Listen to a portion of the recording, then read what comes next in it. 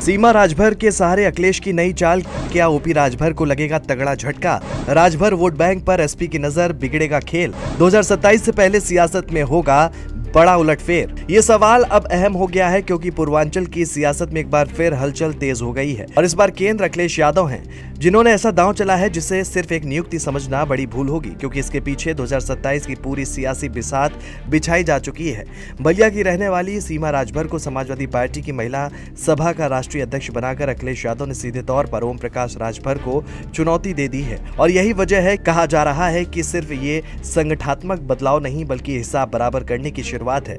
दरअसल 2022 के चुनाव में ओम प्रकाश राजभर और अखिलेश यादव की जोड़ी पूर्वांचल में काफी असरदार साबित हुई थी। आजमगढ़, गाजीपुर, मऊ, अंबेडकर नगर और जौनपुर जैसे जिलों में इस गठजोड़ ने बीजेपी को कड़ी टक्कर दी थी, लेकिन चुनाव के बाद राजभर ने पाला बदल लिया और बीजेपी के साथ जाकर सरकार में शामिल हो गए। यही वो मोड़ था जहां अखिलेश यादव ने अपने पुराने सहयोगी को सियासी जवाब देने की रणनीति तैयार करनी शुरू कर दी थी। सीमा राजभर की एंट्री को इसी रणनीति का हिस्सा माना जा रहा है। सीमा पहले सुभाषपा से जुड़ी रही और खुद ओम प्रकाश राजभर के गढ़ बलिया से आती हैं। इतना ही नहीं, उन्होंने खुद राजभर और उनके परिवार पर गंभीर आरोप लगाकर सपा का दामन थामा था।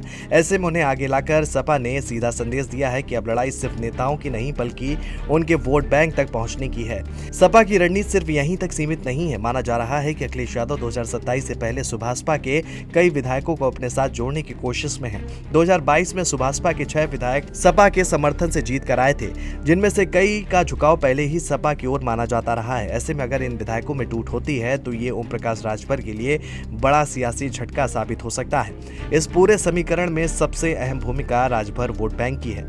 आंकड़ों के मुताबिक यूपी में राजभर समाज की आबादी करीब 2.40% है, लेकिन पूर्वांचल की करीब 30 से ज्यादा सीटों पर इनका सीधा प्रभाव माना जाता है और यही वजह है कि इस समाज को किसी भी पार्टी के लिए चुनावी जीत की चाबी बन सकता है। अखिलेश यादव अब इसी वोट बैंक में सेंधमारी की तैयारी कर रहे हैं। सपा ने पहले ही लोकसभा चुनाव में रामशंकर राजभर को सांसद बनाकर संकेत दे दिया था कि वो इस समाज में अपनी पकड़ मजबूत करना चाहती है।